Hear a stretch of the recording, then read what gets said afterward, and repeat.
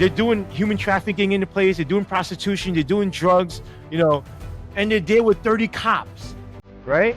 So think about it. We're in the confines of the precinct. If they wanted to, they could just take me to the back, shoot me, leave, erase the footage, say the camera's not working. The detective, which is one of the 30 cops that we were investigating, will catch the case. He'll come and investigate, and he'll be like, oh, yeah, Stephen Lee was dirty, and he got shot by gangsters while getting paid off by dirty gangsters and stuff. Easy.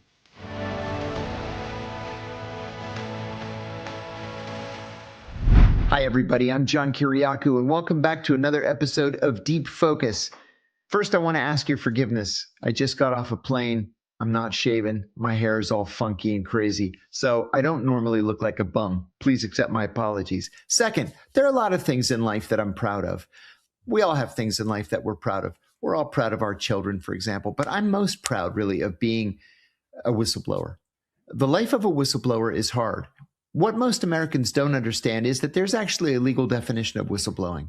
It's bringing to light any evidence of waste, fraud, abuse, illegality, or threats to the public health or public safety. You can blow the whistle on pretty much anything at any level of government. Well, law enforcement is someplace where we really need whistleblowers. We really need the honest people to rise up to the top.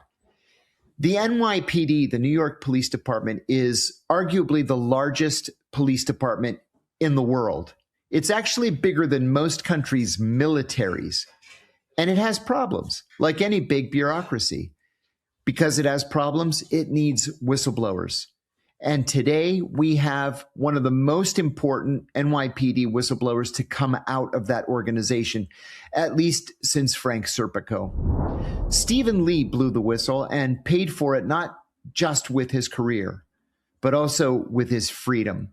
I want him to tell his story, and I want him to tell us what it was like to be on the receiving end of the full force of the New York Police Department. Stephen, welcome to the show. Glad you're with us. Hi, how you doing, John? Thank you for having me. Thanks for doing this. I think this is important.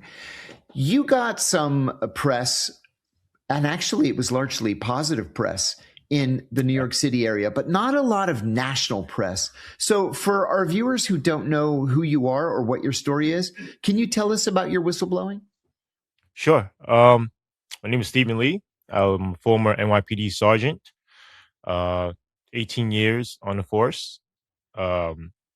So what happened was in 2013, when I got promoted to the rank of sergeant, I got transferred to Flushing, Queens, which is the 109 precinct.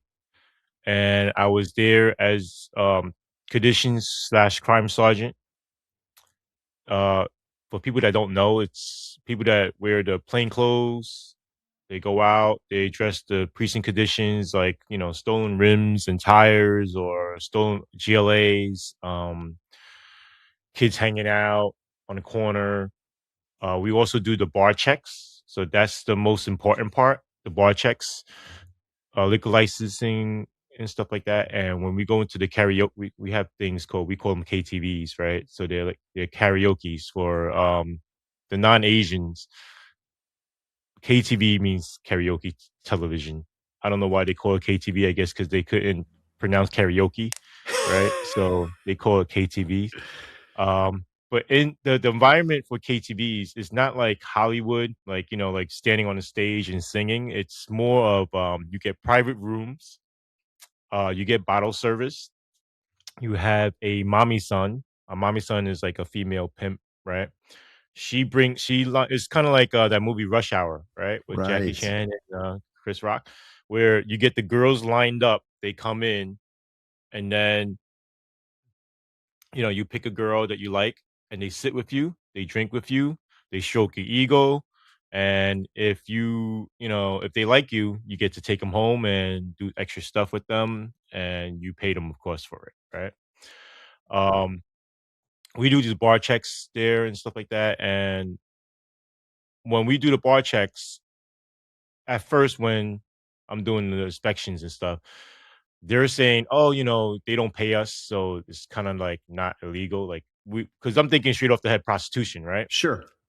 But the way they find their way around it is like, oh, it's a tip that they give us, right? It's like we don't ask them for the money, quote unquote, but they do, right? We don't ask them for the money, quote unquote, but they give us a tip if they like our service. And of course, they're gonna be giving the tip, right? Otherwise, the girl's not gonna give any service.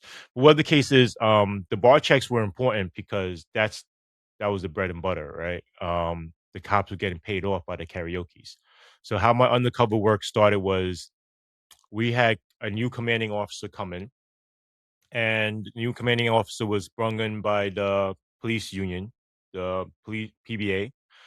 And the reason why the PBA brung in this particular boss was because the morale of the precinct was very low.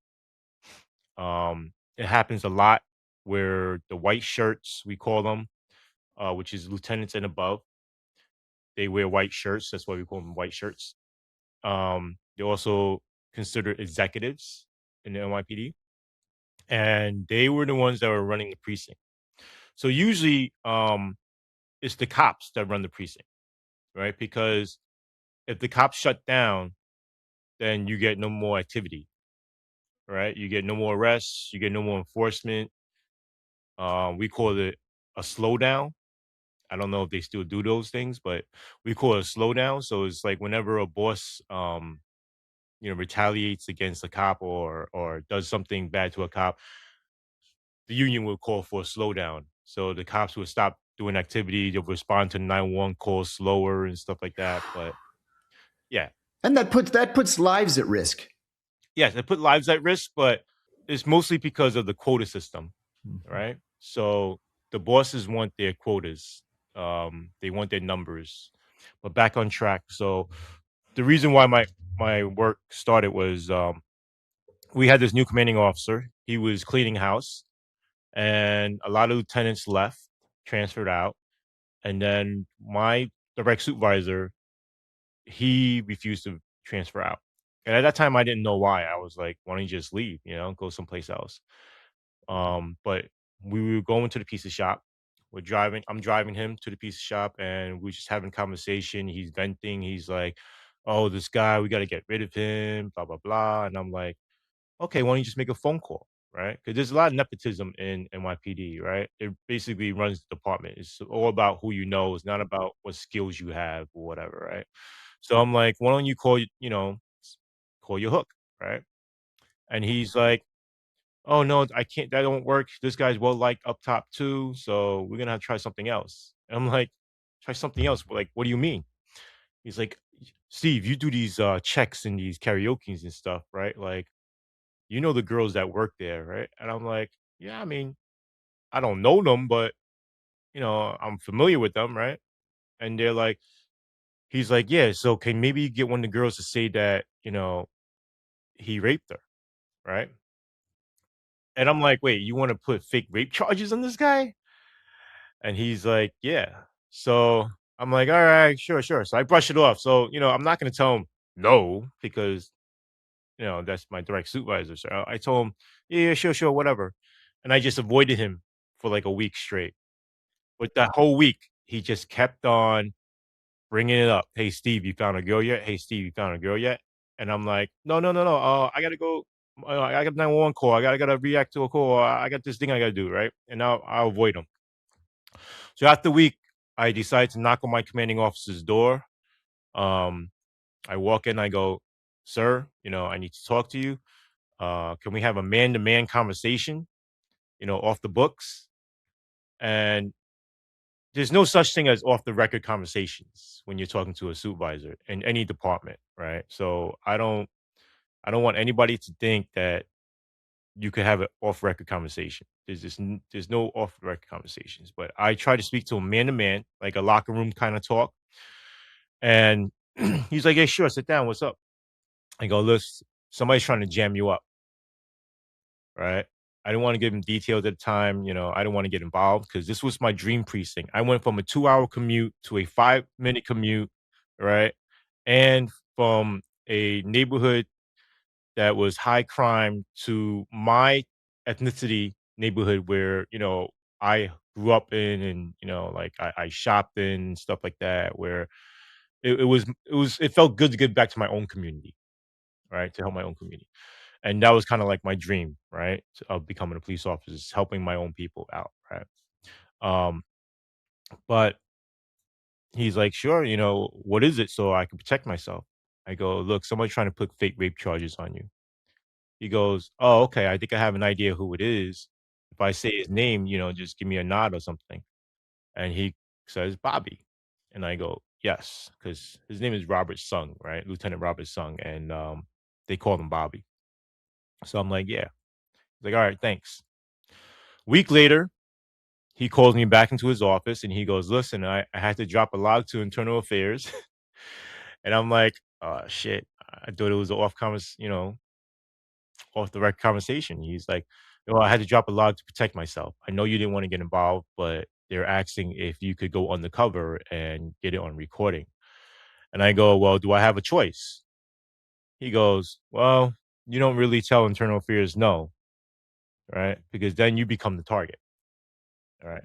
So I go, all right, I'm being voluntold. So that's the thing that we say in NYPD where it's like, you're technically volunteering, but you're actually being told to do it. Right. So I'm like, what do I do?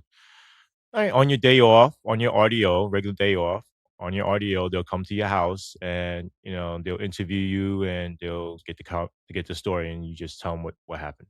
Sure. Day off, they interview me. Two people, one a sergeant, one a lieutenant. They come and interview me. They leave. Next day, they come interview me again. This time, they brung their air commanding officer. Talking to them, they set me up. Fine, we'll give you devices, and you go and get this on recording. So I get the devices. I'm going on recording. I bump. This we call it a bump. Right when you try to engage with a target, we call it a bump. So We do at the CIA as well. oh yeah, it's called bump also. It's a bump. You bump somebody. Yeah. So the bump is not you physically actually bumping the person, but it's like you engage with the person. You try to start a conversation, or you try to get what you're looking for. So I would walk into his office, and I'm like, "Hey, Lou, let me talk to you about that thing that we were talking about." He's like, "What are you talking about?" And I'm like, the thing with the CO." And he's like, "Okay." So usually it's him engaging me and me avoiding him. So I guess it felt kind of weird for me to engage him on it. And I'm like, yeah, I found a girl, she said, she's willing to do it, whatever, blah, blah. And he's like, oh, sits back, smiles, and then he just becomes silent. So I already knew this guy, his, spidey senses are up, right? That's right. So I'm like, let me not push it too hard, because then I look stupid and look suspicious, right? So I'm just like, all right, well, let me know if what do you want to do? And he's like, okay, right? So I leave, I go back, and I tell my handlers, look, his Something's suspicions up. are up. Somebody Yeah, somebody tipped him off, or yeah. he This suspects is this you. is not gonna work. I look Yeah. stupid. He's thinking of looking at me suspicious and everything.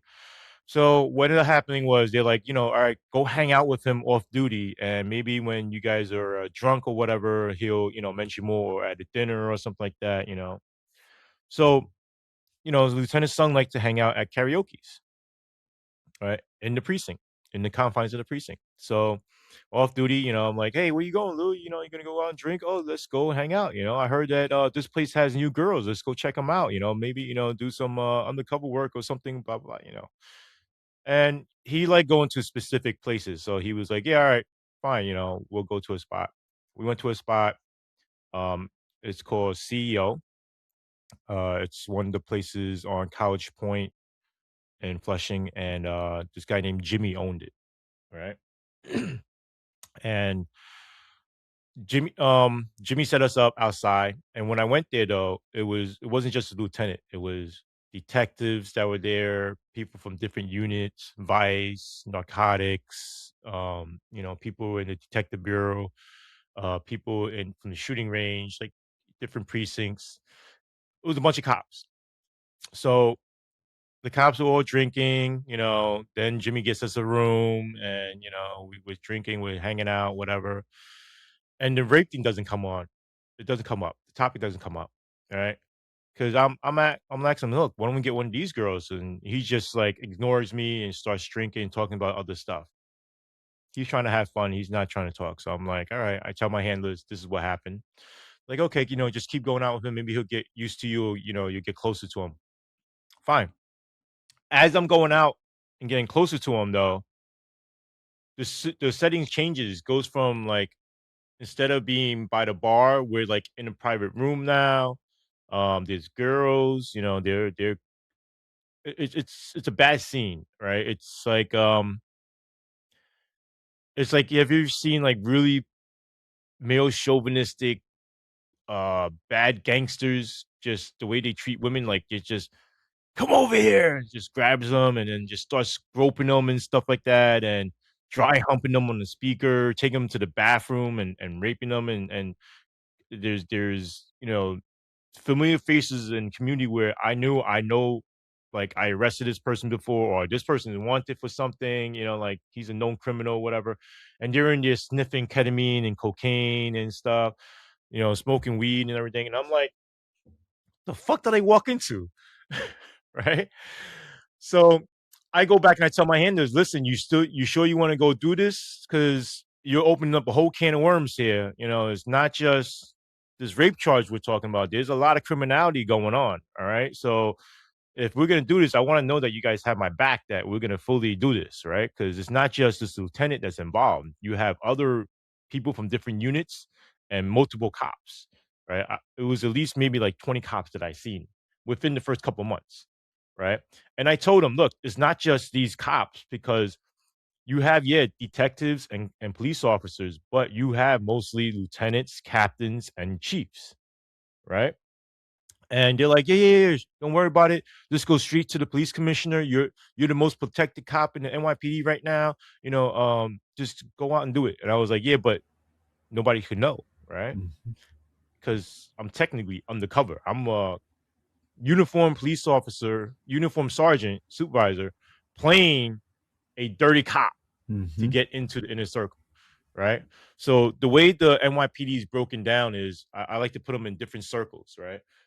You have the outer circle, which is regular cops that, just doing their day job and going home. End of the day, legit want to be police officers, want to do their job, want to go home. Then you have cops that have hooks, we call them, right? Or cranes, right? Like depending on how big the person they know.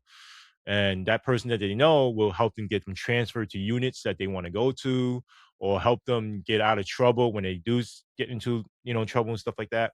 And those are called, hooks, right? The people that are hooked up. Then you have the inner circle, the core people. These are chess movers, right? Because everybody it's sad to say this, but everybody is kind of like on a chessboard, and everybody is chess pieces, right? All the cops are like chess pieces, but you have certain people that could move chess pieces, right? We call them chess movers, meaning they have enough juice to control what happens, right? And these are the inner core people. And the inner core people, it's not just one precinct. It's happening everywhere in every precinct. Inner core people, they're hooked up with chiefs, or they're hooked up with, deputy commissioners or mayors and stuff like that, right? Because it's politics that corrupt the department, right? Which I think should be totally separate. Policing and politics should be totally separated. Also, I also believe that the NYPD should not be monitoring itself. Internal affairs is all smoke and mirrors. It's not there for, you know, um, fighting corruption. It's actually there for damage control and saving face for the NYPD, right? Like public relations, Right. right? So they know where all the corruption is. It's just they don't want to do anything about it, because it's kind of like if you clean up all the corruption, you shock the system to the point where it can't operate anymore. So Mhm. they As let we the saw in little the things go. 70s. That's Right. exactly what happened in New York in the 70s. Right. The whole police department was paralyzed because of the corruption investigations. Right. Like Frank Serpico, right? I speak to Frank Serpico all the time, and we compare stories back and forth, and he said this is exactly the same thing that was going on. Nothing Yeah. changed. Yeah. Right. 50 So the years game never ago. changes, only the players. Mm-hmm. Right. So I don't know what it is. I think it's just the way the system is set up or whatever to operate, but it's just self preserves. Right. So whatever the case is, the inner circle are core people that are actually it's driven by greed, power, um, and it's just totally it's disgusting what they're able to do and what they get away with. Okay, so like I don't know if you follow the news lately. What happened with the past administration with the mayor, with Mayor Oh, Adams and sure. his administration? Yeah, Oh, so you see sure. all the corruption He was come out, corrupt. Yeah, he was right? corrupt. And the Right. So people all that around him were corruption that came corrupt. out, Yep. it was kind of like a glimmer of the surface, right?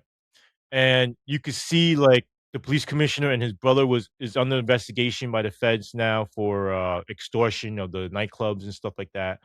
And that was the same setup that this lieutenant used, right? Whereas you have a retired cop set up a security company, and he would do security for the nightclubs and stuff. And if you don't use the security company, then you would get checked regularly, and they would summons you and harass you basically, right? And so this is the setup that you went through. All right, so whatever the case is, that's how they filter their money, right? To legally say, "Oh no, we're just doing security." But whatever the case is,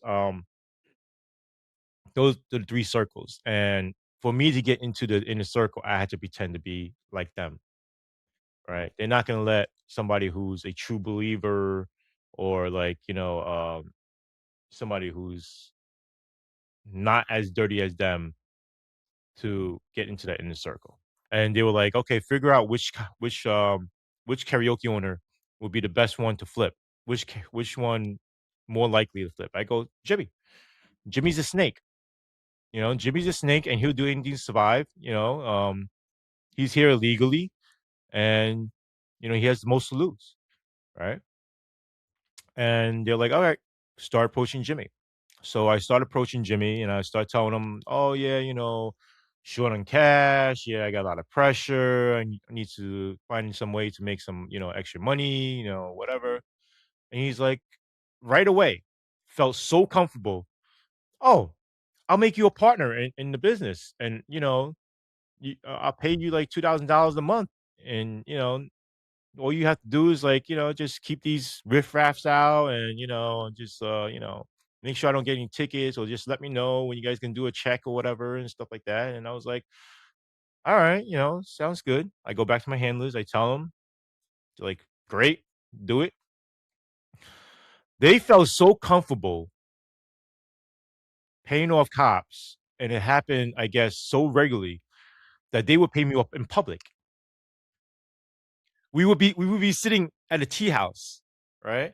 And we're sitting there, and in the Chinese tea house, you had and it was like one of those high end tea houses. So you have a server just standing there, right, waiting to pour tea for you and stuff like that. A server standing there. I'm sitting there in uniform, full uniform, on my lunch break, right, with of course internal affairs, waiting. It's operation, right? So I'm sitting in full uniform. Jimmy's partners on my left side, Jimmy's on my right side. His partner's sitting right next to me here on it's like I guess a two-seater couch, right? And Jimmy's sitting on like a single sitting couch, and he's on my right side. And then the plan was, oh, I need to shut down my competition because you know, business is not good, and they're selling things at a lower price because they're laundering money, and they're doing online gambling and drugs and prostitution. That's how they launder the money. They sell their bottles cheaper, but on paper they're putting it for more, whatever, and stuff like that. Like, all right, whatever. I don't care. What do you want me to do? He's like, oh, I need you to shut them down. Get their liquor license taken away, revoked, and stuff like that. And I would tell my handlers, and then they would do operations, whatever, and it wouldn't go well, right? So it came down to the point where Jimmy would give me drugs, and I would plant them there, and then say, hey, we found drugs, and then we could shut them down. So Jimmy's partner handed me some ketamine, right? It was in a red bag. I remember clearly. It was like in a red bag. Opens up the red bag, and he just pours in. I'm like, what is that? And I'm like, reaching for the red bag, and he just pours it into my hand.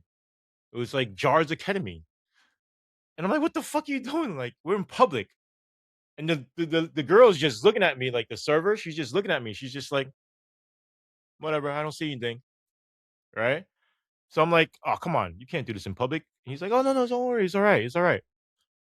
And I'm like, you guys feel so comfortable to just pay me off in public and give me drugs in public. Right. Then Jimmy just shoves an envelope into my pants pocket. Right. While he's giving me the drugs. So I'm like, what the fuck is going on? Like, these guys are just way too comfortable. So I go back to internal affairs. I give them everything. I tell them this is what happened. It's like, oh, this is great. Okay, great. So I'm like, all right, so you're gonna plant the drugs here? No, no, no. We're gonna voucher it and we're gonna safeguard it, and then we're gonna add it to the charges and stuff like that. I'm like, all right, cool. A week later, the place gets shut down. I get excluded from the operation. Right. What ended up happening was internal affairs sent and undercovers up there, and they had the drugs on them, and all of a sudden they find 5 jars of ketamine, which is the same 5 jars that I got. But they claim that it wasn't the same. They claimed, oh no, they actually found it at the place. And I'm like, come on, I'm not fucking 5 years old. You know what I mean? Like, I could put two and two together.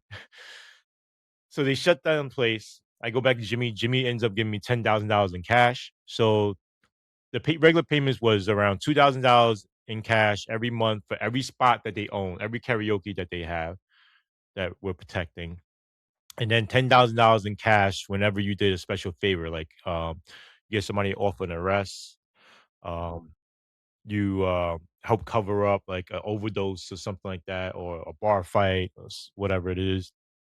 You take down the competition apparently, and they give you $10,000 in cash. All right, I end up doing that for like almost a year until they arrested Jimmy, Wow. right?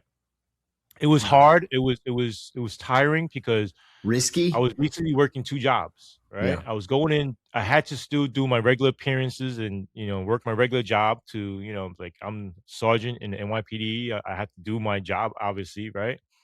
And then after hours, I would have to go and hang out and, do my undercover work. And there was a couple of times where I knew I couldn't trust internal affairs. Was 2 months into the operation, the chief's driver, right? Bosses have drivers, drive them around and stuff. Um, the chief's driver, I saw him at one of the karaoke's, Asian guy also, right? Um, I see him there. I'm not too familiar with him at that time. I wasn't that close to him, and he's like, "Hey, Steve, come on in, have a shot." And I'm like, "How do you know my name? Like, I know your name, but I don't know you like that, right? So why are you inviting me to come in?" And two, I'm in uniform, and I'm talking to the security guard because the security guard was my CI, my confidential informant. He would tell me like, "Oh, this person's in here, or this wanted person's here, or that person has a gun, or that person has drugs, whatever." He would give me the heads up, and I'm talking to him, and then the guy's going inside. He's like, "Oh, come in." He went inside, came back out. "Hey, Steve, come on in." I'm like, "No, I'm good. I'm working. I can't." He's like, "Okay, okay, don't worry about it." He's like, "Look, it's actually probably good that you don't come in because, your boss came to meet with my boss and they had a conversation. So my commanding officer, who's ranked as a captain, had a conversation with the chief, right? And he said my name came up and that internal affairs is doing the operation. And then my chief asks, the driver, he said, my boss asked me if you were okay guy. And I told him, yeah, that you were good, right? Because we were in the Asian J Society, which is like a fraternal society in NYPD. That's how I knew him. So I'm like, all right, thanks, whatever. He's like, no, no, but seriously, internal affairs is watching you, so be careful. I go, what the fuck internal affairs watching me for? Internal affairs watching you. Get the fuck out of my face. You're the one that's corrupt, right? I try to play it off. I immediately turned back to I got scared because I'm like, why is the operation leaking out? You assured me that only my handlers would know, only my commanding officer knew, and your commanding officer, and went straight up to the chief after that. Like only certain people are supposed to know. Why people know about the operation, right? Yeah. I immediately called my handlers. My handlers don't pick up. I call my commanding officer.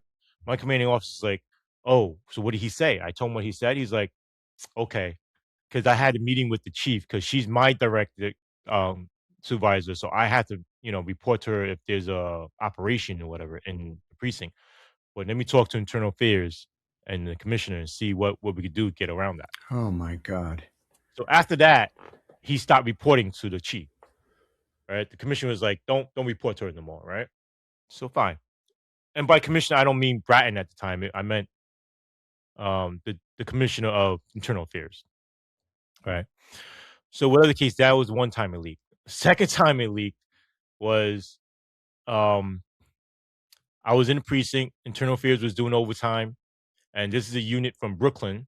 I was in Queens, and they usually do out of borough overtime where they go and get these unlicensed massage places, and then they claim that they were doing prostitution and stuff because of language barrier and all those other stuff. They're easy to catch. So it's like they go in, they go, "Oh, okay," they speak in English. Hey, how much is it for sex or whatever? And a lot of the workers don't speak Chinese, don't speak English, so they're like, "Yes, yes, yes, yes, yes, yes, yes. Sit down, sit down, yes, yes, yes." Right? And they take it as, okay, they say yes, right? We can arrest them. Prostitution, which is bullshit, right? A lot of the time it's bullshit, but they do it for overtime. And each body they arrest, they get like 3 hours overtime, right? So um I knew this guy that when I used to work in Brooklyn, I knew him and he's a sergeant now and he's a sergeant in internal affairs for Brooklyn. And we had a conversation on the side. I'm like, "Hey, how you doing? How you been?" He's like, "Oh, I'm great, I'm just doing some overtime, whatever." For some reason, he goes, "Hey, Steve, stop, don't hang out in these karaoke's, because I guess he heard that I was hanging out in the karaoke's. He's like, "Don't hang out in these karaoke's, and he named certain ones that we were doing operations in. And he goes, "Stop hanging out in these karaoke because internal affairs got operations going on in them." And I go, "How do you know?" Right? I was like, "How do you know? Aren't you in Brooklyn?" And he's like, "Yeah, but I have a friend in the Queens group, and he told me." Right? After maybe 6 months into the operation or something like that, right? The timeline gets fuzzed because it's 2 years I was undercover, right? So it's somewhere midway through the undercover work where I meet up with my lieutenant. I go in, my lieutenant, when as soon as I walk into the karaoke room, he goes, "Let me see your phone." And I'm like, "What?" He's like, "Let me see your phone." I'm like, "Okay, cool." I give him my phone. I had a new phone at the time. I thought maybe he wanted to check it out. He's like, "Unlock it." I'm like, "What are you, my girl? Like, what the fuck you going through my phone for?" And he's like, "Just unlock it." Fine. I unlock it. Luckily, at that time, I was so paranoid already, right? That I would delete my phone calls from internal affairs. I would delete my text message from internal affairs. They also had put an app on my phone where they could send a text message and turn on my camera and my mic at any time, right? Because me picking up the devices from them were just getting stupid. We kept on meeting at same place, 7-Eleven, kept on being the same. My handler kept on dropping it off, and we kept on doing the same thing where it was stand by the Slurpee machine, and he'll put it in an empty cup, and I'll take the cup, and I'll take it out of the cup, and then I'll get a Slurpee, and then I'll go to the cash register. It kept on being so routine where the cash register person even knew he was a cop, Oh right? my God. Because the cash register guy was like, "Yo, that's a cop," and I go, "What do you mean?" Because he knows who's the regulars are. Because Hmm. 7-Eleven is our spot, right? Where they do the right thing. They give you discounts or they give you free Slurpees or coffee and stuff like that. So we would go there all the time, right? So he knew who the people worked in the 109 were. So when a new person comes in, he would be like, "That guy kind of suspicious. Like, is he really a cop? Does he really work with you guys? Because we don't see this guy often, right?" So he goes, "He's a cop." I go, "How do you know?" He goes, "Oh, I saw his gun and his shield when he was gassing up." Right. And I go, "Great." So I told him that, and I'm like, "Look, we can't do this no more, because one, my driver is getting suspicious. Why the fuck I'm keep going to 7-Eleven getting Slurpees in the fucking winter, right? Yeah. Two, every time we go there, he's starting to notice you, and he's like, why is this guy's always here when we come here? Three, the cash register even fucking identified you. right? So we gotta try something else. So their tech team had this new technology. It was new at the time, right? Because this is 2013, 2014, right? Where they had an app where they put on the phone and they could just send text message and it automatic turns on your camera and your microphone.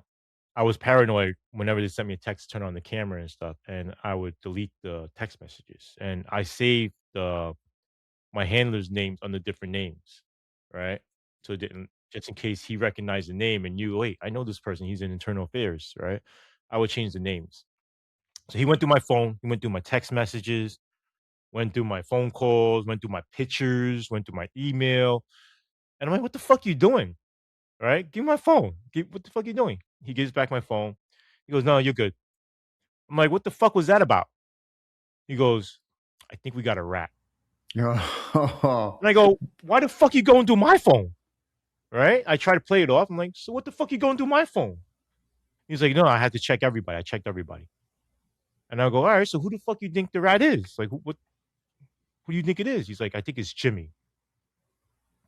I'm like, oh, so why the fuck are we here? Right? Why are we at Jimmy's spot? That's what we're here to find out. So I go walk out. I look around. I go outside, have a cigarette, looking around. I'm like, all right, make a phone call. Call my handlers. Call my handlers. No answer. I call my commanding officer. Finally picks up. I go, where is everybody? I need help. This guy just went through my fucking phone. I think I'm burned.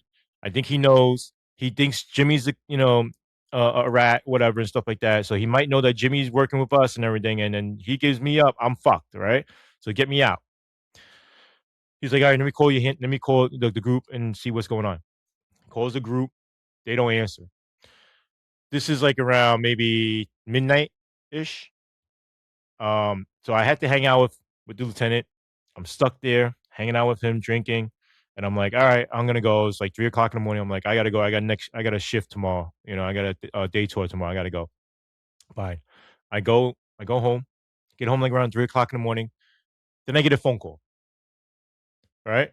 It's from my handler, the sergeant. He goes, hey, big guy, you called? I go, yeah, where were you guys? He goes, what do you mean? I just got into work. I have a family too, whatever. And I'll go, yeah, but the operation started at, 2200 hours. Like, it's 0300. Like, it started at 10 p.m. It's 3 o'clock in the morning now. Like, where were you guys? Who was out there watching me then? And he's like, oh, nobody's out there watching you, big guy. You're a big guy. Don't worry. You can handle yourself. I go, are you fucking kidding me? You sent me in to a dirty karaoke place, right? Where all this illegal activities happening, run by gangsters, like Chinese triad gangsters. These are the same people that, during the bus wars in Chinatown, shot up, people and chopped them up, put them in suitcases and left them at the bus depot. These are the same freaking people, right? The same gang, right? They're doing human trafficking in the place. They're doing prostitution. They're doing drugs, and they're there with 30 cops, right? So think about it. We're in the confines of the precinct. If they wanted to, they could just take me to the back, shoot me, leave, erase the footage, say the camera's not working. The detective, which is one of the 30 cops that we were investigating, will catch the case. He'll come and investigate, and he'll be like, oh, yeah, Stephen Lee was dirty, and he got shot by gangsters while getting paid off by dirty gangsters and stuff. Mm-hmm. Easy. Right? Right. And you guys aren't there to protect me or clear my name on it, right? So I'm like, so what happened with the phone? Who sent the text message to my phone to turn my phone on? Right? I was like, did you get any recordings and stuff? Then all of a sudden it's like, oh, yeah, we got some recordings, but it was unclear because the music in the room was too loud and some of the stuff we couldn't hear. I was like, this is fucking bullshit. You didn't get shit. You guys were fucking home sleeping, getting overtime for this shit, and you weren't watching me, right?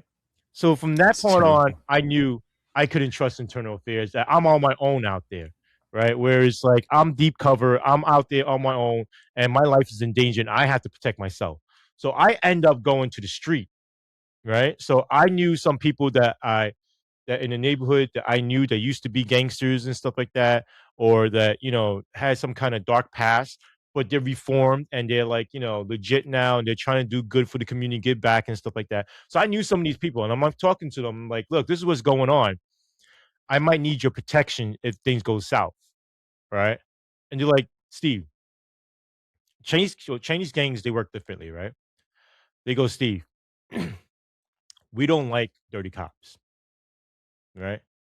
We understand you're a cop and you do your thing, right? But we don't like dirty cops. So it's either you're white or you're black. You can't be gray, right?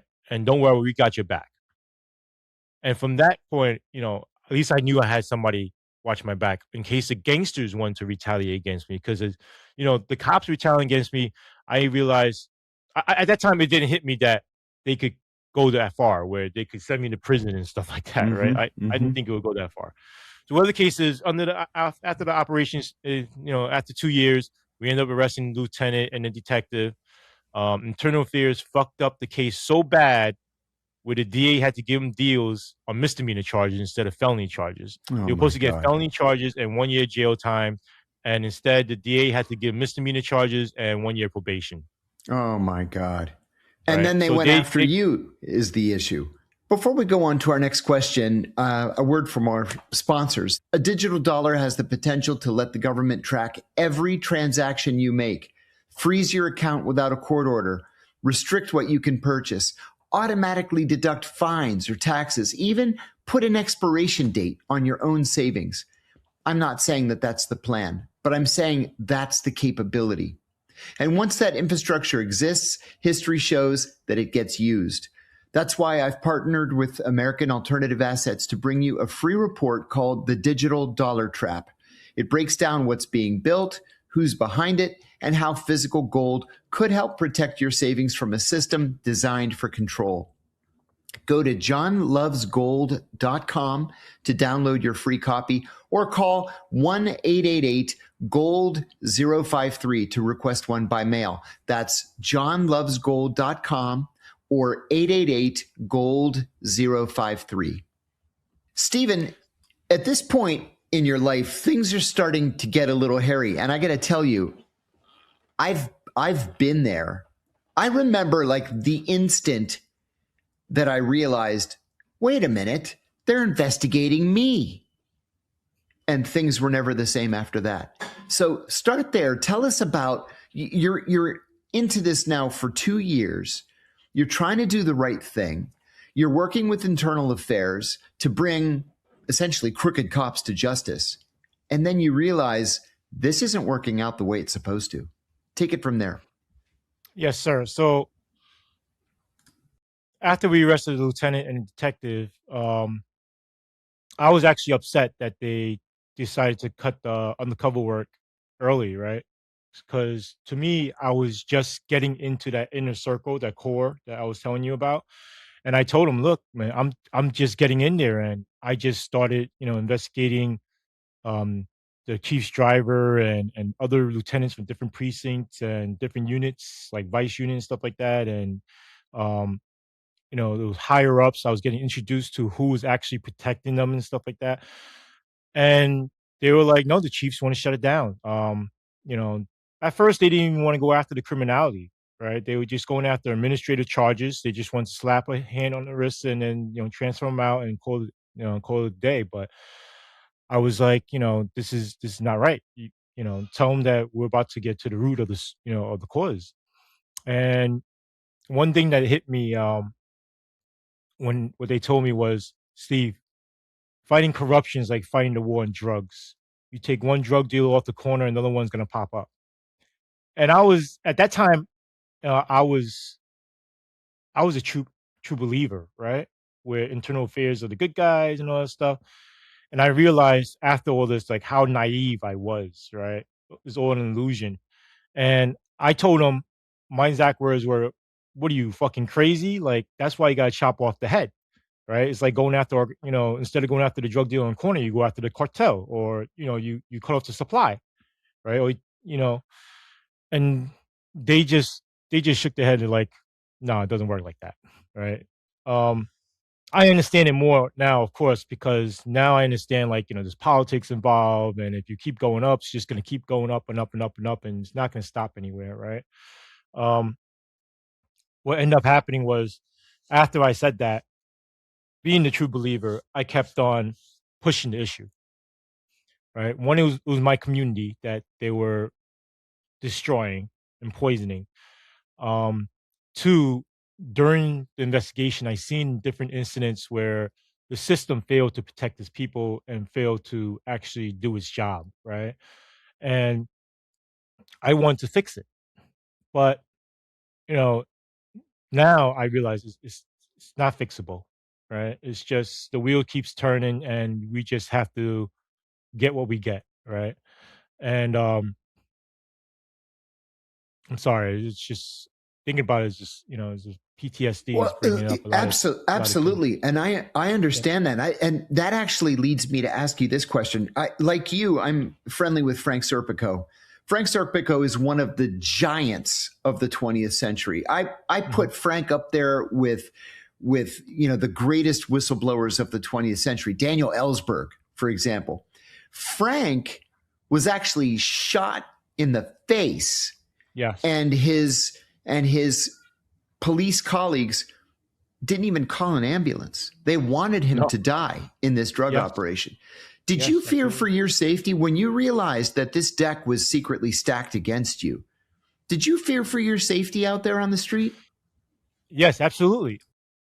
So during my investigation, when I told you that I realized there was nobody out there backing me up, in hindsight, I could see all the situations they put me in and why they put me in those situations where they wanted they wanted my undercover work to fail, one, and they wanted me to put me in danger, right?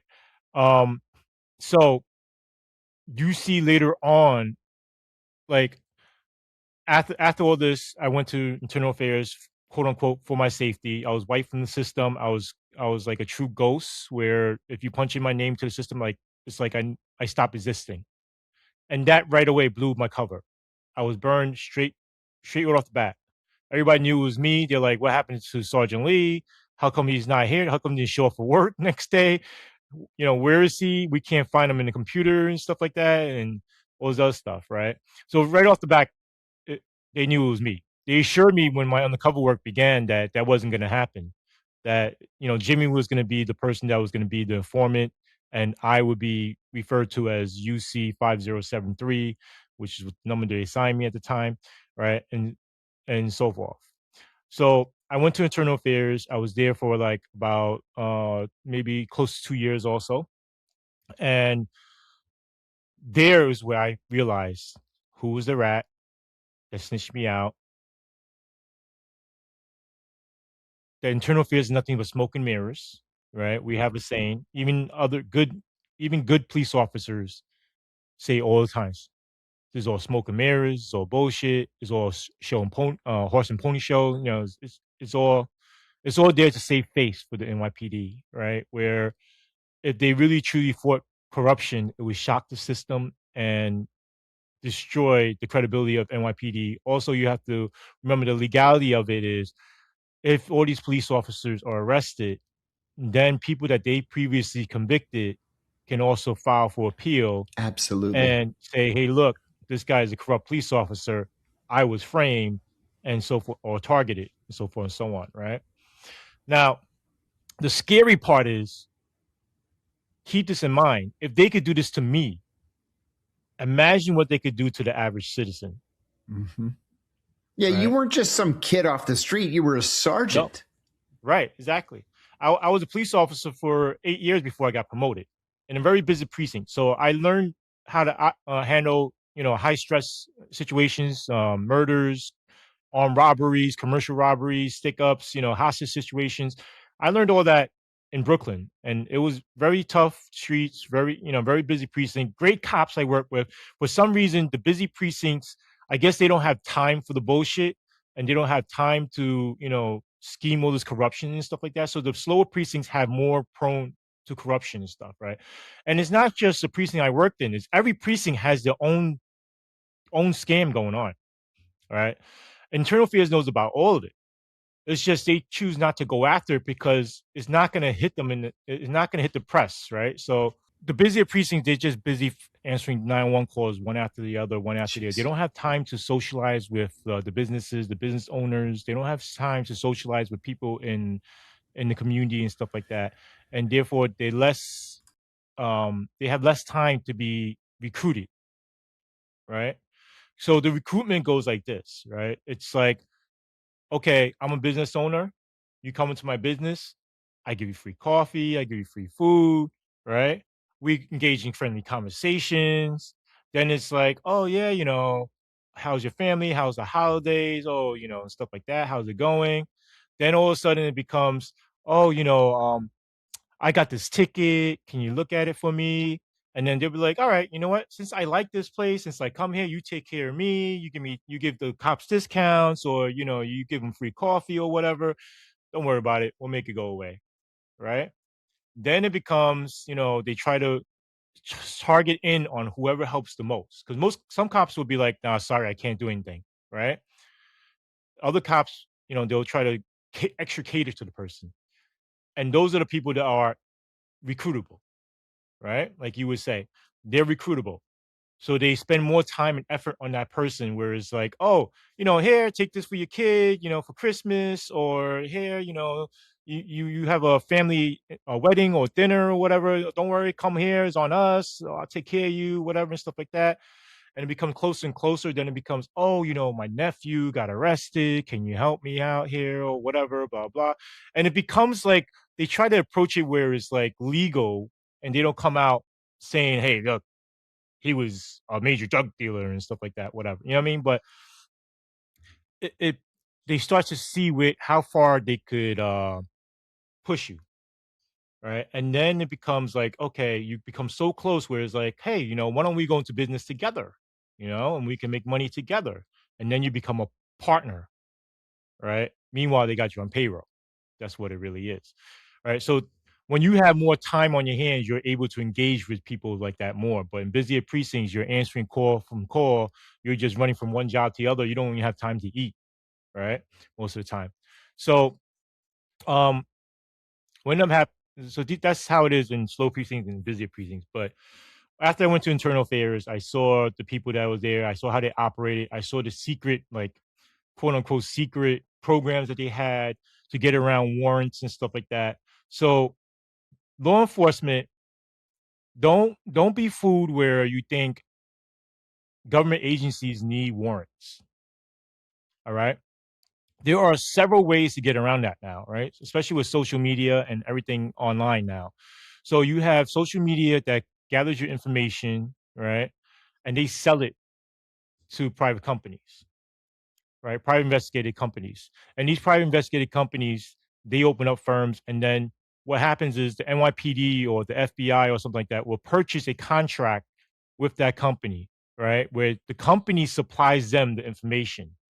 So if they punch in my phone number, all my calls will pop up, or who I call, who they call, where I've been, my social media, all this information will pop up, and they don't need a warrant for that because it's not them personally gathering the information. They're buying it from a third party company.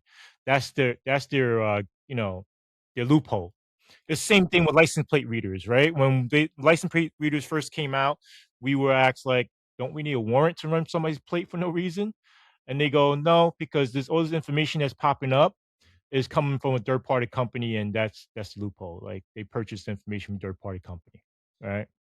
So I see all this information, all this violation of rights and stuff, and I was kind of like getting turned off about it. And then I realized internal affairs is actually more dirtier than the cops in the street because there's nobody monitoring them, right? So here's the circle jerk. You have NYPD that's monitored by internal affairs. But who monitors internal affairs? Internal affairs is broken up into many groups, right? You have group one, which monitors internal affair members and captains and above. That right there should be a red flag, right? But who monitors group one? You have group 25 that work with the feds, right? So if FBI has a case on somebody or CIA or whatever it is, CIA rarely has a case against a cop, but let's say FBI most of the time or DEA or something like that has a case against NYPD officer, right? Group 25 will work with the feds. It's like a joint task force, right? But the feds don't trust the NYPD. They don't trust local police departments. So with good reason. And the only thing that they supply them with is like work schedules and like, credentials and stuff like that, right? So who monitors Group 25? Group 25 monitors Group 1, and Group 1 monitors Group 25 because they're internal affair members. So it's like you watch me, I watch you. It's basically a circle jerk, right? Because one day you're working with Group 1, and next day you're working in Group 25, and next day you're working in the precinct. So it's like you're not gonna rat on your own friend or your own brother, right, or sister in a department. So that's the problem right there. And when I saw that problem, I was like already turned off. And at that point, when I was in internal affairs, when they asked me to do this or that, like I gave them the bare minimum, and I kept to myself. And they started retaliating against me, changed my schedule around, working all different type of hours, exhausting me physically, then mentally, screaming on me, nitpicking on me for every little thing, my bad evaluations and all this other stuff.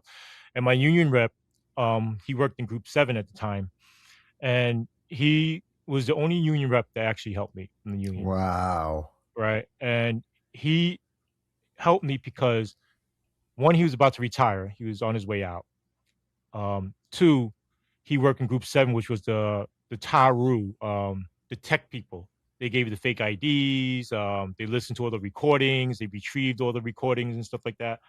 And he saw the recordings before they edited it, before they lost it, right? Or before they decide to discard it. And he's like, Steve, I know you did a great job out there. I don't know why they're coming after you, but it seems like they got their marching orders, and you should get yourself a lawyer.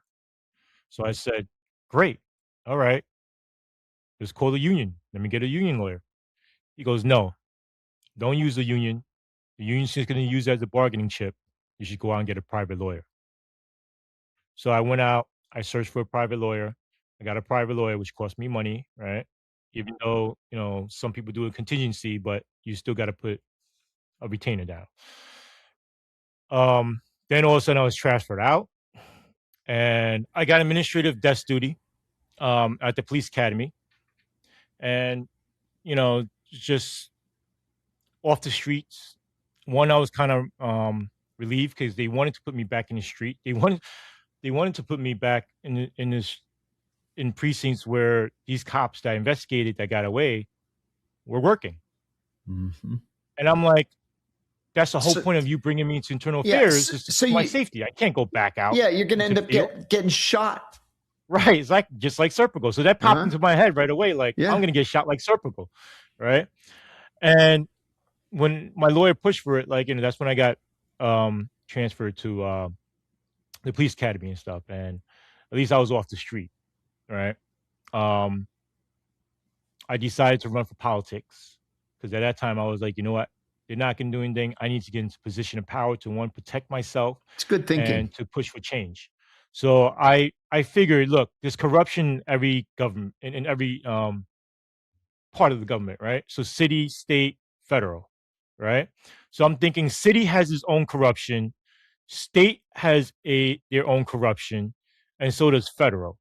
But how it works is state will be willing to enforce corruption on the city in order to keep up this illusion of them actually doing their job, yet still have their own state corruption going on. So it's possible for me to get into a state position where I could create a community-based agency to oversee the NYPD instead of NYPD overseeing itself. So I ran for state assembly, right? Um, Politics is even worse than law enforcement. Um, it was so bad. I was doxxed. I was gaslit. Um, the DSA are just so vicious in gaslighting, like just making up stuff and destroying your mental health, right?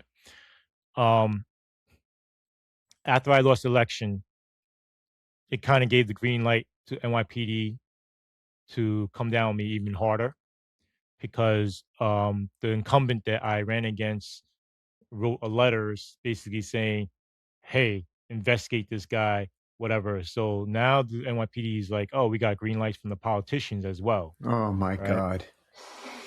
So they came down on me hard. Um, I was sitting in my patrol car.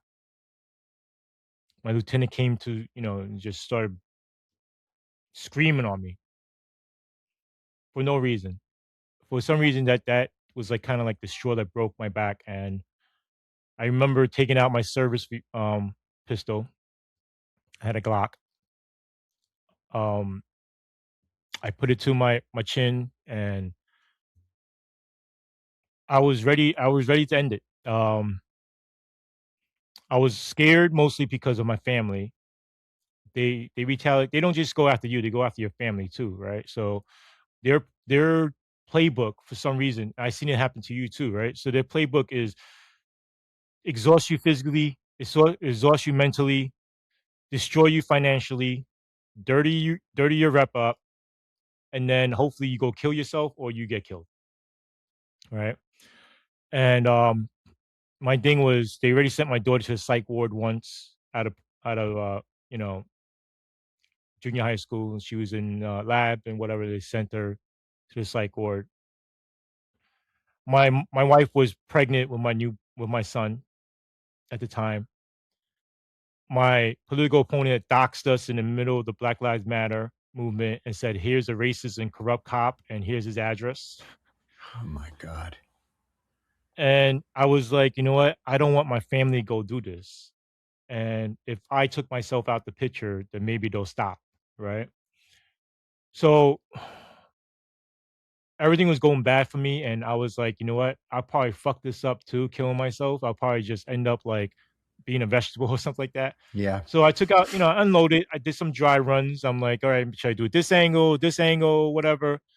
And around that time, a lot of cops were committing suicide. And thank God they've created this app where you could go on and get outside counseling instead of NYPD in-house counseling, right? And I was like, you know what? I don't want them to win. Fuck them. I'm not gonna let them win. So I reached out to a counselor at Columbia University, and I got on meds. The job found out, took away my gun, Ugh. put me on even worse desk duty. um, and I slowly recovered from that. But legally wise and harassment didn't stop. So I kept on getting harassed at work. Um, this goes on for like maybe until 2022, right? So after COVID, I haven't gone out in a while. My friend's birthday, he asked me to go out to the club and just like, celebrate, go out and have a drink. He's like, look, I know you've been through a lot. Just come out and have a drink with the guys and, try to forget about things. I go out, I see my female friend there, and long story short, she gets sexually assaulted. I break him up. I tell the security guard breaks him up. The guy refuses to leave. He then 30 minutes later sexually assaults her again. It's all on camera, right? I then tell her, go over there. Let me tell the security guard again. Tell the security guard again. He refuses to leave again. I turn around to call the boyfriend over to let the boyfriend know, hey, this is your problem. It's not my problem. It's not my girl. I'm the person, right? Trying to protect somebody. But the boyfriend, as I'm calling the boyfriend over, I turn back around. I see her and the guy interlocked. They're like pulling each other's shirt. I push the guy back. I hit him twice in the head. There was no injuries. Gets broken up right away, just within seconds. Everybody gets kicked out of the club. Boyfriend finds out, knocks the guy out. I tell him, look, the guy's knocked out. I think he's good. Stop. He stops. We turn around. His friends are trying to come at us. The security guards holding them back and whatever. Next day, they put on social media, unprovoked attack. I'm like, this is bullshit. Um, one of the cops that I investigated saw this online. Asian Great. community is very small, right? Um, he confers with the cop I did arrest. First of all, that's criminal association, right? Confers with the cops I did arrest, reports this to the same internal affairs group that I was undercover with and that I was suing and whistleblowing on. They go out and investigate. They arrest me for acting in concert. They said, you were standing there, you didn't stop the attack. I go, yeah, because there's like 5 bouncers standing there also. And I'm off duty. I'm not going to jump into the fight where 5 bouncers are scrambling around and they don't know who's who. And then I'm going to end up getting punched by a security guard. So, yeah, of course, I'm just standing there making sure I'm not being attacked or, anybody else is being attacked. Like people behind me, I'm making sure everybody's separated, right? Charged me acting in concert. Nobody else was arrested, though. So, how do I act in concert with somebody else when nobody else is arrested? The person who ends up knocking the kid out, he turns himself in a year later, right? Confesses to everything, pleads guilty to felony charges, and yet they tell him, yeah, we're not interested in you. He doesn't get any jail time. Felony charges, get no jail time, stayed out of trouble for 3 years, gets repleted down to a misdemeanor, end of that. Me, they fired me before my trial starts, right? Two years after that, my trial starts. In 2024, my trial starts. I beat the felony charges. So I get found guilty of hitting the guy inside. They said that was attempted assault, right? Which is basically harassment, right? In order to be an assault, you have to have injuries. And you can ask any cop if they ever took a report for attempted assault. There's no such charge. There's either assault or harassment, right? Because if you push somebody and there's no injuries, it's harassment. And the cop has to be there to witness it to issue a summons, right? If you punch somebody, they say, ouch, it hurt, that's an assault, right? Because it's physical injury.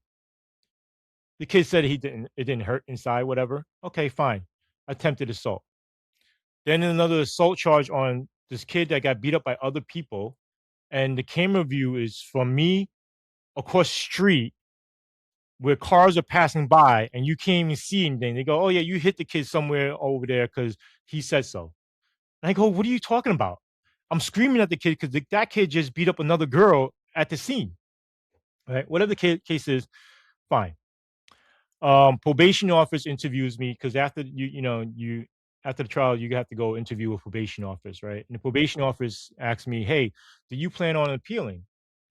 And I go, well, I had a public defender because the lawyer I hired, right, ended up being in bed with the DAs, right? So what I learned is the DA's office and the police department, they work hand in hand. Forget this whole illusion of the DA hates the police hates the DA. No, everybody works hand in hand. It's all part of the same body. And it's just 92% of judges were assistant district attorneys earlier in their careers. Yeah. So it's like the right arm, the left arm, and the head and the body. It's all the same body, right? So they all work together. The judges, the DAs, the police department, the corrections department, they all work together. Okay. So when I interviewed with the probation office, I had a public defender at the end of my trial. I ended up having a public defender, right? That was the only person I could go with, and the only person I could afford after all these lawsuits and stuff like that over the course of 8 years, right? So, I told him, look, I think my public defender automatically appeals. Say, okay, do you want to talk about the case, or did he direct you not to talk about it? I said, he directed me not to talk about it. Say, okay. At the sentencing, which is like a month later after the jury announced their conviction, right? At the sentencing, the judge goes, Stephen Lee, this has nothing to do with the Chinese Exclusion Act. This has nothing to do with Chinese racism or you being Asian. This has nothing to do with NYPD retaliating against you or the system retaliating against you. This has nothing to do with corruption or anything like that. You claim that you plan on appealing, and that shows me that you show no remorse for what you did. And therefore, I'm sentencing you for 6 months for the assault 3 and 3 months for the attempted assault 3 to run concurrent. Bailiffs take him away. And I didn't get time to turn myself in because usually they give you time to turn yourself in and stuff like that, get your stuff in order. I was going there thinking I was getting probation because probation office recommended probation and anger management classes. The DA wanted a year, which was ridiculous, right? So the judge gave me 9 months. And I'm like, what is going on? Like, wait a second. First of all, who said anything about the Chinese Exclusion Act? Where did the hell did that come from? Who said anything about, that in and of itself should be basis for appeal. Right. So then I was like, who mentioned anything about police retaliation? Yeah, I mentioned it, but not during the trial. It didn't come up during trial. So how you even know about it? Right? How you know about that? All these people that arrested me and all these people that testify against me, I actually had civil lawsuits against, and I was blowing the whistle on. Like, how'd you know about that? Down to the point where the person that was delivering at the DA's office, when the cops transferred from internal affairs, went into the DA's office, worked for the DA, and he was the one that handed the video to them. Like, all these people I used to work with in internal affairs that I was suing and that I was saying were corrupt. So whatever the case is, they take me to the back. The court officer is like shaking his head. I'm like, what the fuck just happened? Because this is Manhattan, New York. Nobody gets jail time for assault. No, you can push somebody in front of a subway train and not get jail time. Right, exactly. You know what I mean? Like, what is going on? Like, my case should have been thrown out. Right? So the court officer is shaking his head. He's like, we don't know what just happened. Like, that usually doesn't happen. We're disappointed too. We have no idea. My lawyer comes in to the back and I ask him the same thing. What just happened? He goes, oh, he's a tough judge. What do you want me to tell you? And I go, are you fucking kidding me? So I go straight to Rikers. All right. And that had to be terrifying because you're a police officer and you're going to be thrown in with these animals at Rikers. And Rikers is known as probably the most violent jail in America. Yeah. Inhumane. The legislature has ordered it closed like 6 different times. The city just ignores them. It's under federal jurisdiction now. That's right. So sitting in back of the van going to Rikers was, I don't know. It felt surreal. Like I was like, this can't be fucking happening. I mean, this can't be real. Somebody's going to hop out and be like, okay, we're just kidding. Right? Like what's going on? Like, I can't believe this is, am I sleeping? Am I imagining? Am I hallucinating? Is this, are my meds fucking me up? Like, what is going on? So it takes about like an hour to get there, right? Because they had to drop people off at other prisons at Bellevue and stuff like that. And when I get to Rikers, the correction officer there was like, "Don't worry, we know who you are. We'll take care of you." I thought it was a good sign. Yeah. At first. Yeah. I'm like, all right, maybe they'll show some courtesy and they know what happened. I got fucked over, and these are some good people that look out for me. So they take my stuff away, strip me naked, squat, cough. I put on my they had browns there, right? The uniform was brown. I put on the browns, put on these kung fu shoes looking things. Take me to my cell. I was in protected custody. They shackled me.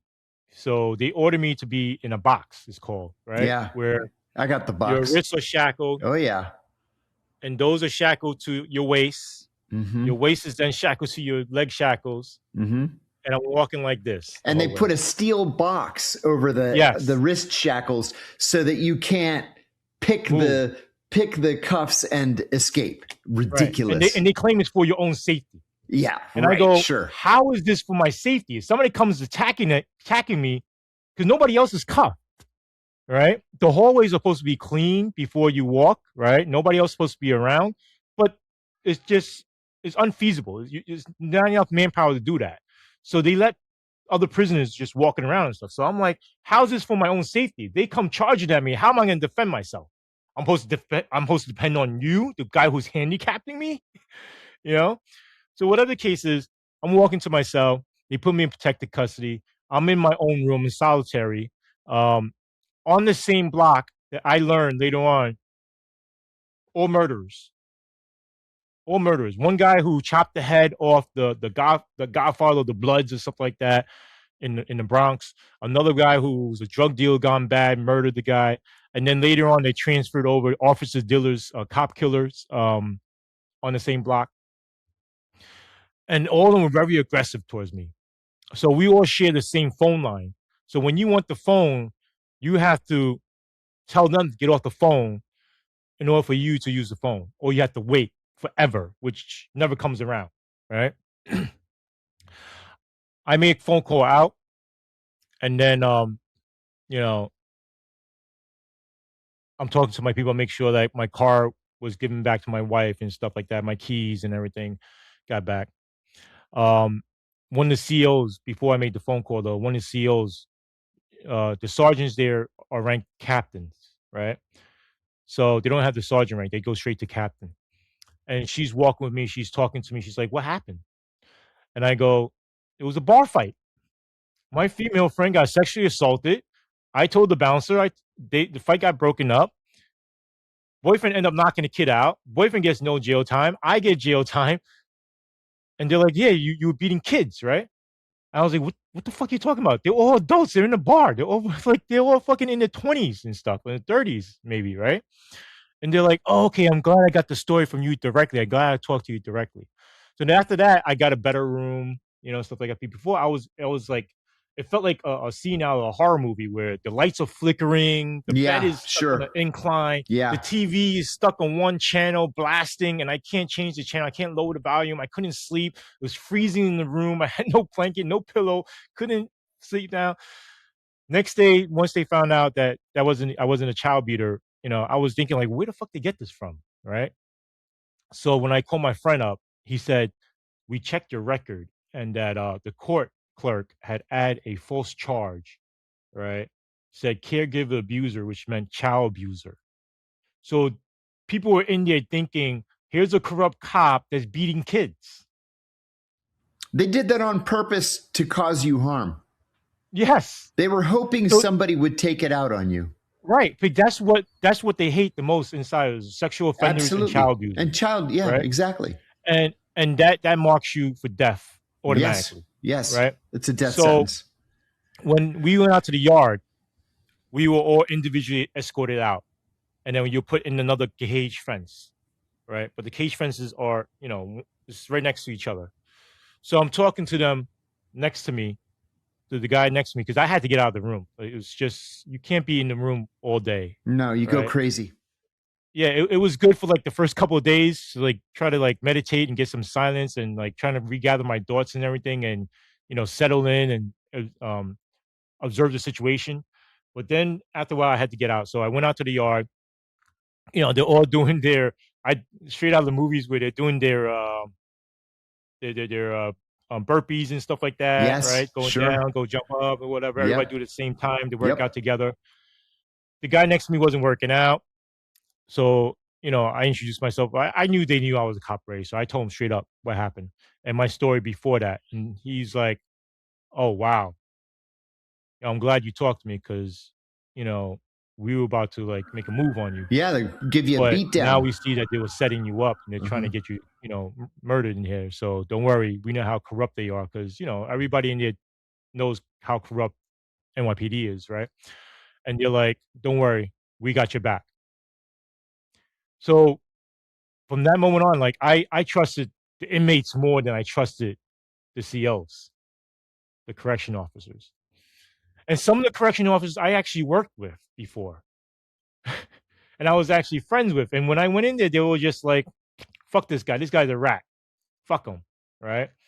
And I saw that interview that you had with that other ex CIA agent, Andrew, whatever his name is, the Oh, Bustamante. everyday spy guy. Yeah. And when he was like, well, why'd you do that? Why would you do that? Why would you do that? And it's like, and you said that one thing, oh, you're a true believer. And I faced that so many times explaining to other police officers sometimes where they're like, why would you do that? Why would you do that? You know, you sort out your own people. And I'm like, are you fucking kidding me? Are you fucking kidding me? Are you like that naive? You know what I mean? Like, Oh you yeah, think they're gonna protect you? No. Today it's me, tomorrow it's you. that's right. As soon as you cross that line, you're under the bus. Don't think for one moment they're gonna be like, oh, this guy, he helped us fight crime and stuff and all those other things and keep people safe. No, they don't give a fuck about that. Their thing is who's gonna protect this system of ours, Hmm. right? That's right. Who's gonna keep the wheels turning? That's the only people they promote. That's the only people they protect. Are people who keep the wheels turning. They don't give a fuck about fighting corruption. They don't care about justice. They don't care about integrity. No, they care about money coming in, money coming to our pockets, and the wheels keep turning. That's all they care about. And after all that, like, I guess they left me alone for a little bit now. Um, I lost my 18-year pension. I had a line of duty injury that they actually approved for me to get disability from NYPD, which is we call it 3/4, right? It's an accidental disability that I'm supposed to get from the department. And they said, nope, sorry, you got fired before it came across our desk. And I was like, yeah, but I put in the application before that. It's just you guys stalled it to the point where I got fired and then it came across your desk. And now you're telling me you can't handle it because I'm fired now because it came across your desk when it was fired. Like it's just craziness. So I'm pensionless. I'm financially broken. I'm trying to recover back. My wife had to work now. Um, You and I are in the same. We're in the same boat here. I lost my pension. My friends walked away from me. Lost my yep. freedom. In the end, I lost my family. Oh yeah. There's almost no upside. I mean, and I know you'll agree with me on this. There's almost no upside. The upside is you did the right thing. You know in Yeah. your heart that you're the good guy. They're the bad guys. It's the system that's corrupt. But there's Yes. no getting around the fact that it could take decades to rebuild what you lost. Yeah. Yeah. So losing my family wise, like I almost even to this day, even now, like it's on rocky ground, right? Sure. Sure. The financial burden it hinders a lot. Um, my wife, she's from China, so she's not Americanized and stuff like that. So thank God. Like I think if I had an American wife, like she would have left me a long time ago, right? But you know, in our culture, it's like we don't really believe in divorce like that, right? We try to stick it do thick and thin, and we help each other. I speak to a lot of whistleblowers, even like one of the NYPD cops that was arrested for being a Chinese spy, Right. and then Yes. he was put in federal prison for 6 months in solitary, where they try to make him take a deal, and then he ended up saying no, and then they end up dropping the charges and just let him go. And I speak to him and his wife, like also like go and do it. It's hard. It's very hard. Yeah, broken financially and stuff like that. The only upside is yes, I did the right thing, Yeah, that's it. right? You did the right thing. Um, but now the question is, do you believe in God? Do you believe in a higher force? And if so, like I believe in a higher force. The whole is he called God or whatever? I don't know what he's called, but I do believe there is a higher force, a higher energy, like karma. The laws of the universe that you just can't deny, right? And I asked myself, why? Why you allow this happen to me if I did the right thing? Like, where's their karma? Yeah. What's going on? It'll come. It'll take Right, time. It'll take time. But right. I But blew you the see it whistle. now. Yeah, I blew the whistle in 2007. I got arrested in 2012. I went to prison in 2013, got out in 2015. My life was in shambles.